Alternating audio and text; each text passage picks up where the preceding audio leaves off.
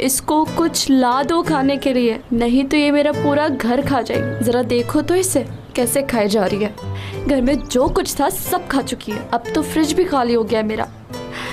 कहीं ऐसा ना हो कि मुझे भी खा जाए। ध्रुव प्लीज बचा लो मुझे। इसको मैं इतना खाते हुए तो पहली बार देख रहा हूँ टूअल। ये तो सूंघती थी सिर्फ। लेकिन ये सिर्फ खाना ही नहीं, मेरा दिमाग भी खा रही है। खाई जा रही है, खाई जा रही है। मुझे बताओ मैं क्या करूं ध्रुव? अरे इतनी फिक्र मत करो, अभी डिप्रेशन में है इसीलिए इतना खा रही है। थोड़े दिनों में ही ठीक हो जाएगी। टूअल कहाँ गई? टूअल!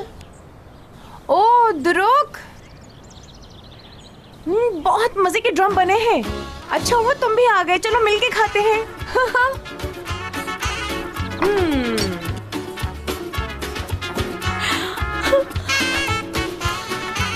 मेरे ख्याल से मुझे मर जाना चाहिए।